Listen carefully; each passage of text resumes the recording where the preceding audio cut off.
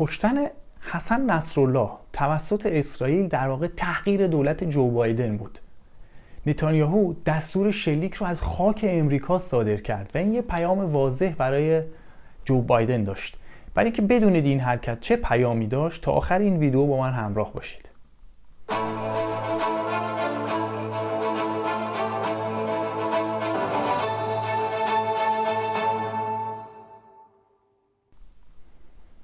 درود بر شما همیهنان عزیز.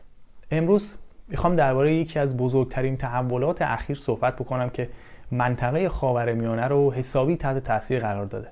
همونطور که میدونید حسن نصرالله رهبر حزب الله لبنان در بیروت توسط ارتش اسرائیل کشته شد و این حمله به دستور مستقیم بنیامین نتانیاهو نخست وزیر اسرائیل انجام شد. اما جالب اینجاست که نتانیاهو این دستور رو از نیویورک در خاک امریکا و در جریان سفرش به امریکا صادر کرد. این اتفاق باعث شد که تنش‌های بزرگی بین اسرائیل، امریکا و جمهوری اسلامی به وجود بیاد. حالا بریم این قضیه رو از چند تا زاویه مختلف بررسی بکنیم. خب، همونطور که میدونید اسرائیل و امریکا همیشه نسبت به جمهوری اسلامی و حزب الله مواضع سختگیرانه‌ای داشتن. ولی تفاوت اینه که امریکا تحت دولت جو بایدن البته بیشتر دنبال مذاکره و دیپلماسی بوده، در حالی که اسرائیل و به خصوص نتانیاهو همیشه دنبال اقدامات مستقیم و قاطعانه هستن.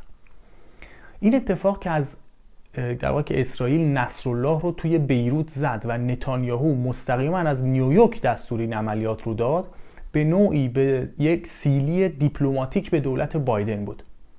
یعنی اسرائیل حتی وقتی امریکا دنبال دیپلماسی خودش وارد عمل میشه و کار خودش رو میکنه.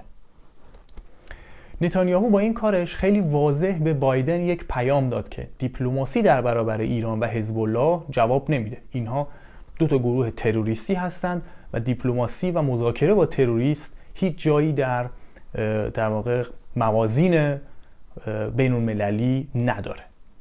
وقتی از نیویورک دستور داد که نصرالله رو بزنن، این یعنی یک فشار مستقیم به بایدن که سیاستش رو نسبت به ایران باید تغییر بده.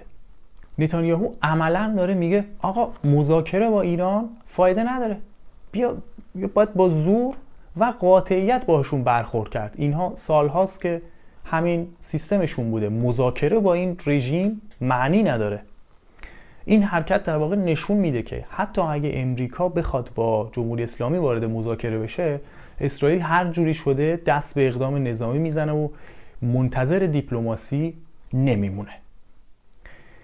حالا کشته شدن نصرالله چه پیامدهای بین‌المللی و منطقه‌ای ممکنه داشته باشه؟ ببینید، کشته شدن حسن نصرالله توی بیروت، اونم به این شکلی که صحبت کردم، پیامدهای خیلی بزرگی توی منطقه داره. حزب الله لبنان یکی از بزرگترین و شاید مهمترین نیروهای نیابتی جمهوری اسلامیه و از ستونهای اصلی سیاست‌های رژیم توی منطقه است. حالا که نصرالله از بین رفته، بحران سیاسی و امنیتی بزرگی توی لبنان به وجود میاد. درگیری‌های داخلی بین طرفداران حزب الله و مخالفین حزب الله میتونه به زودی اوج بگیره و این موضوع اوضاع لبنان رو که همین حالا هم خراب هست بدتر میکنه. پس یادتون باشه از این به بعد باید بیشتر حواستون به اخبار باشه، چون ممکنه به زودی درگیری‌های شدیدی توی لبنان شروع بشه. حتما اخبار رو دنبال کنید و هر وقت که این اتفاق افتاد بیاید اینجا زیر همین ویدیو کامنت بذارید و بگید ای راست گفتی، همونی شد که تو گفتی. به هر حال بگذاریم. حالا یه بخش دیگه از این ماجرا ممکنه واکنش جمهوری اسلامی به این حمله باشه. جمهوری اسلامی همیشه پشت حزب الله بوده و نصرالله هم خب یکی از بزرگترین مهره‌های این رژیم توی منطقه محسوب میشد.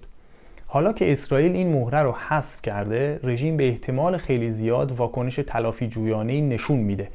حالا این واکنش به چه شکلی ممکنه باشه؟ ممکنه مثلا حملات سایبری به زیرساخت‌های اسرائیل باشه یا حتی ممکنه حملات موشکی به مواضع اسرائیلیا باشه. نکته مهم اینه که شاید علی خامنه‌ای به خاطر این اتفاق عصبی بشه و دستور ساخت بمب هسته‌ای رو هم بده. از طرف دیگه هم ممکنه که نیروهای نیابتی خودش مثل هشت شعبی توی عراق یا شبه نظامیای حوثی یمن و توی سوریه برای انتقام گیری اینا به حرکت در بیاره خامنه اینا رو. ولی نتانیاهو خب همیشه دنبال سیاست‌های تهاجمی توی منطقه بوده دیگه. از این اتفاق ممکنه حتی به نفع خودش هم استفاده بکنه. مردم اسرائیل معمولاً از هر گونه حمله به دشمنان منطقه خودشون حمایت میکنن و نتانیاهو میتونه از این عملیات به عنوان یک پیروزی بزرگ در برابر جمهوری اسلامی و حزب الله استفاده بکنه.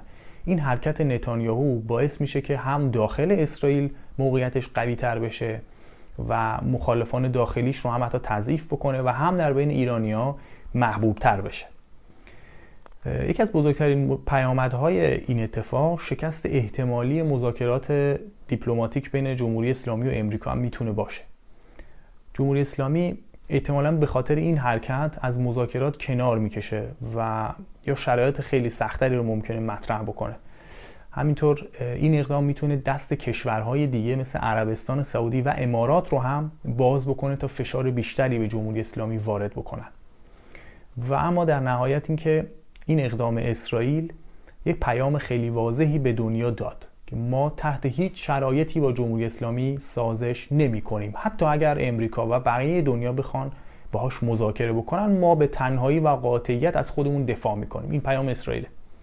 در واقع این اقدام نتانیاهو میتونه منطقه رو به سمت درگیری‌های جدی‌تری ببره و نشون بده که سیاست‌های بایدن برای مذاکره با جمهوری اسلامی به مشکل خورده و کارآمدی لازم رو نداره. میدونیم که در حال حاضر تنها کشوری که خواستار سرنگونی جمهوری اسلامیه و آشکارا هم اعلام میکنه اسرائیل و امریکا و مخصوصا کشورهای اروپایی فعلا دنبال تغییر رژیم توی منطقه نیستن.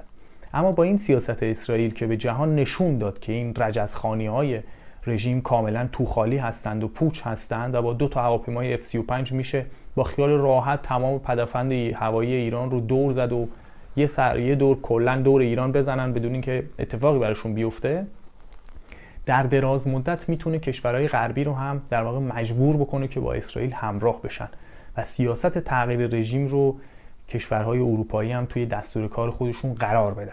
پس هموطنای عزیز، کمربنداتون رو ببندید، سفت بشینید. تغییرات زیاد و سریعی در حال رخ دادنه و یادتون اما نره این نکته آخر ویدیو مهمترین بخش کل این ویدیوست. یادتون نره که تغییر رژیم از داخل همیشه باعث استقلال و یکپارچگی کشور میشه و تغییر رژیم با دخالت خارجی یعنی دست کم 10 سال بردگی برای کشوری که باعث این تغییر رژیم شده. پس بیایم تا کار به اونجا نکشیده خودمون کار رژیم رو یکسره بکنیم تا مجبور نباشیم باج آزادی به هیچ کشوری بدیم. پاینده ایران، جاوید شاه.